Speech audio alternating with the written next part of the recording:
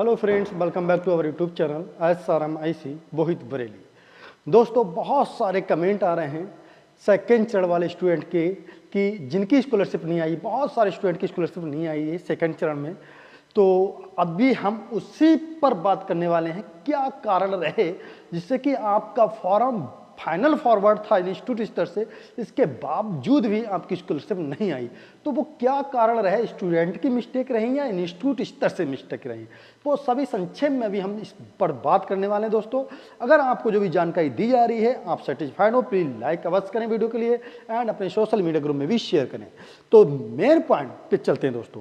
सबसे पहला पॉइंट ये है, सेकेंड चरण में 19 स्टूडेंट की स्कॉलरशिप आई है जिनका फॉर्म विद्यालय स्तर से 7 अक्टूबर से पहले फॉरवर्ड कर दिया गया था। जी हाँ दोस्तों, 19 स्टूडेंट की स्कॉलरशिप सेकंड चरण में आई है जिनका फॉर्म विद्यालय स्तर से 7 अक्टूबर से पहले फॉरवर्ड कर दिया था। लेकिन अब बात यहाँ आती है, जिन स्टूडेंट का फॉर्म विद्यालय स्तर से फाइनल फॉरवर्ड कर दिया गया था तो उनकी स्कॉलरशिप क्यों नहीं आई। तो उनकी स्कॉलरशिप हो सकता है इन फ्यूचर भी नहीं आए। प्लीज वेरी इंपॉर्टेंट पॉइंट बता रहा हूं, वो सब मिस्टेक स्टूडेंट की हैं 100%, ना कि विद्यालय स्तर से मिस्टेक होंगी।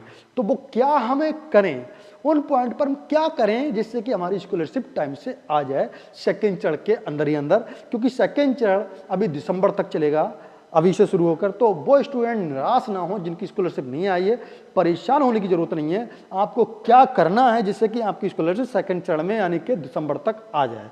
प्लीज वीडियो को अंत तक अवश्य देखें। तो पहला पॉइंट मैंने आपको बताया था दोस्तों, 7 अक्टूबर से पहले जिन स्टूडेंट की स्कॉलरशिप विद्यालय स्तर से फॉरवर्ड कर दिया गया था फॉर्म, उन्हीं स्टूडेंट की स्कॉलरशिप आई है।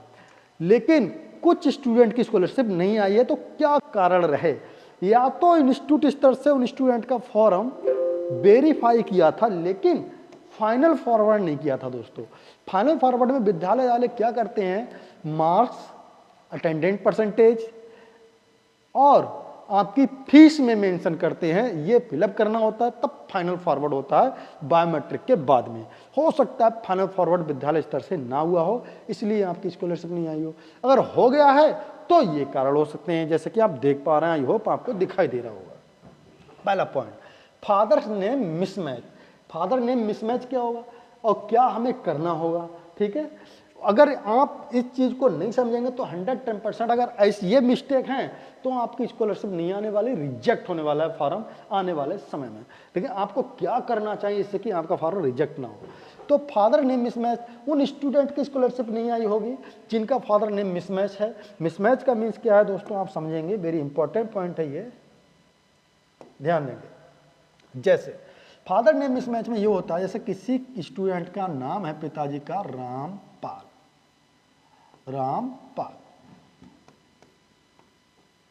एक बार और मैं लिख रहा हूं इसे रामपाल। जैसे दो स्टूडेंट है यानी दो भाई बहन है या दो से अधिक भाई बहन है, सबने यूपी स्कॉलरशिप का फॉर्म फिलअप किया है, चाहे वो एक ही कॉलेज में पढ़ते हो चाहे अदर अदर। लेकिन होता क्या है, उनके डॉक्यूमेंट्स में पिताजी का नाम डिफरेंट है तो स्कॉलरशिप नहीं आने वाली है आपकी, रिजेक्ट होने वाला फॉर्म। हमें क्या करना है इससे कि रिजेक्ट ना हो, उससे आप बच सकते हैं। जैसे एक भाई के स्कॉलरशिप के डॉक्यूमेंट्स में नाम रामपाल है, स्पेस है यानी कि इसमें स्पेस है।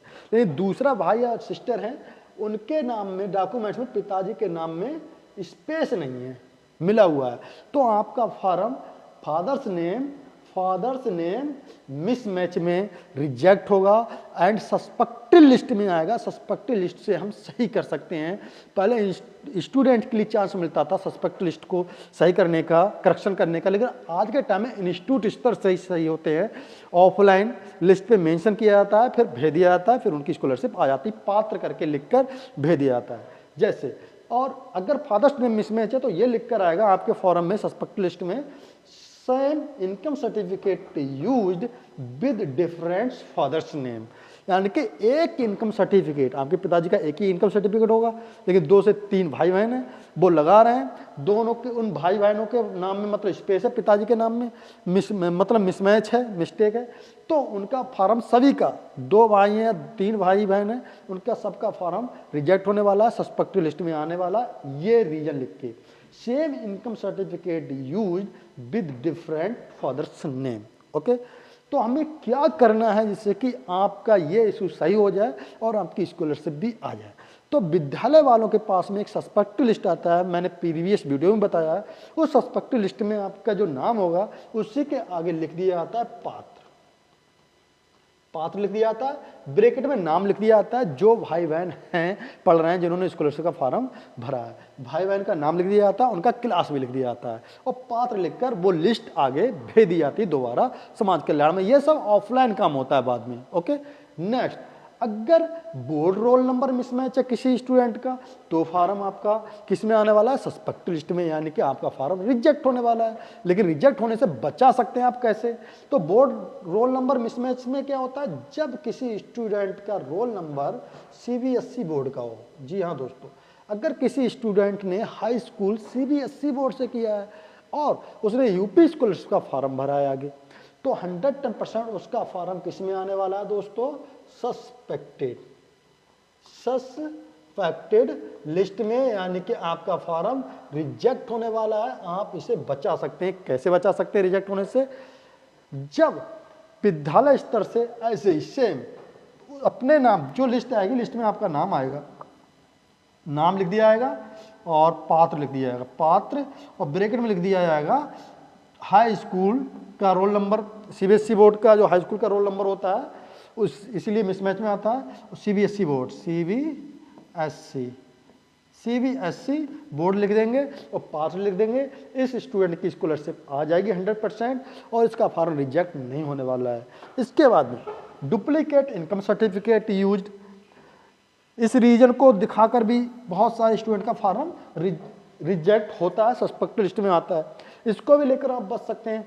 ये कब आता है, डुप्लीकेट इनकम सर्टिफिकेट करके आपका फॉर्म कब रिजेक्ट होता है, ये तब रिजेक्ट होता है दोस्तों जब आपने इनकम सर्टिफिकेट पिताजी का पुराना बना हुआ है वो लगा दिया, एंड एक इनकम सर्टिफिकेट था वो आपने लगाया था ऑनलाइन करते समय, लेकिन बाद में फॉर्म आपने फॉरवर्ड करा दिया, इसके बाद दूसरा इनकम सर्टिफिकेट बनवा लिया आपके पिताजी ने, तो आपका इस केस में आपका डुप्लीकेट इनकम सर्टिफिकेट करके आपका फॉर्म सस्पेक्टेड लिस्ट में हो जाता है। इसके बाद में आपको क्या करना पड़ता है, विद्यालय स्तर से, विद्यालय वाले ही करते हैं इसे, पात्र लिख देंगे and new income certificate, new income certificate and उसका नंबर लिख देंगे। ओके, इस प्रकार से ये भी फॉर्म बच सकता है रिजेक्ट होने से। इसके बाद में चौथा पॉइंट क्या है दोस्तों, डीओबी को लेकर, जो अभी स्कॉलरशिप नहीं आई उन स्टूडेंट के ये पॉइंट हो सकते हैं उनका फॉर्म सस्पेक्टेड लिस्ट में आए, तो आपको ध्यान देना है इस चीज़ पे।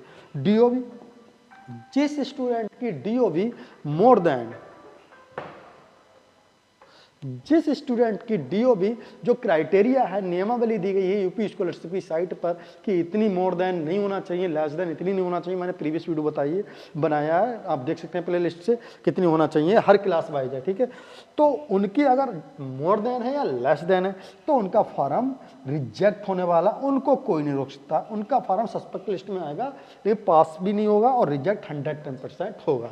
पांचवा पॉइंट एक और होता है दोस्तों, अटेंडेंस परसेंटेज,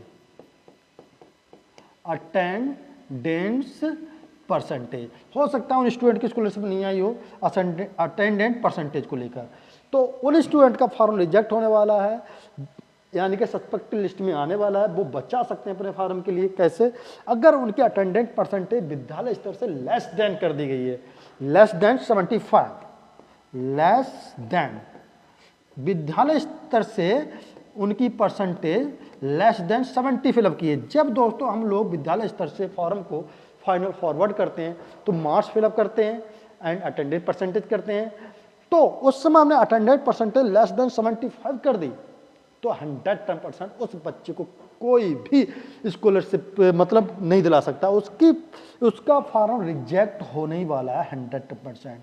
उसका फॉर्म रिजेक्टेड लिस्ट में 100% उसका पात्र करके आप दोबारा नहीं भेज सकते जब आपने लेस देन 75% डाल दिया। तो हो सकता है दोस्तों, मेन पॉइंट जो मैंने आपके लिए बताया है, इसी पॉइंट से रिलेटेड आपकी इशू आ रही हो फॉर्मों में, इसलिए आपकी सेकंड चरण में स्कॉलरशिप नहीं आई हो। अब आपको करना क्या है, सस्पेक्टेड लिस्ट कब आएगी दोस्तों? नवंबर तक सस्पेक्टेड लिस्ट आ सकती है। जब भी सस्पेक्टेड लिस्ट आएगी तो मैं वीडियो भी बनाऊंगा, बेकायदा दिखाऊंगा भी। बरेली डिस्ट्रिक्ट से हूं मैं, बरेली डिस्ट्रिक्ट की सभी स्टूडेंट को मैं आपको दिखाने की कोशिश करूंगा, बहुत सारे बच्चों को, ठीक है, कैसे कैसे रीजन आता है, ठीक है। तो सस्पेक्टेड लिस्ट आएगी, जब भी आएगी तो मैं वीडियो तत्काल बनाऊंगा और आपको इन्फॉर्मेशन दे दूंगा। तभी आप अपने विद्यालय स्तर से विद्यालय वालों को बता दें कि हमारा फार्म ऐसे ऐसे कैटेगरी में हो सकता आ गया हो, तो आप देख लीजिए। क्योंकि बहुत सारे विद्यालय वाले इग्नोर कर देते हैं, उस सस्पेक्टेड लिस्ट को नहीं देखते हैं, रीफॉरवर्ड नहीं करते हैं, एडिट करके पात्र वगैरह, पात्र जो अपात्र होगा, अटेंडेंस परसेंटेज लेस देन कर दी तो सस्पेक्टेड लिस्ट में उन्हें लिखना पड़ता अपात्र। अपात्र करके यानी कि वह फार्म स्कॉलरशिप लेने के लिए अपात्र है, वह फार्म स्कॉलरशिप नहीं ले सकता, उसका फार्म रिजेक्ट हो जाएगा। तो जब भी सस्पेक्ट लिस्ट आएगी दोस्तों, तो आप नवंबर तक आ सकती है, आपको मैं वीडियो के द्वारा इन्फॉर्म कर दूंगा।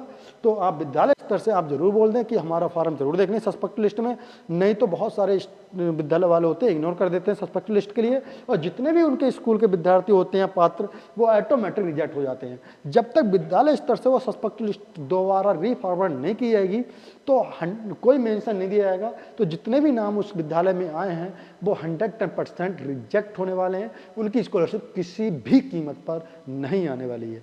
आई होप जो भी आपको जानकारी दी गई है आप सेटिस्फाइड होंगे। तो और भी आपको कोई क्यूरी है तो आप कमेंट कर सकते हैं, व्हाट्सएप चैनल से भी जुड़ सकते हैं, ठीक है। मैं दिन प्रतिदिन उस पर जो न्यू इन्फॉर्मेशन आती है वो डालता रहता हूँ। थैंक यू दोस्तों।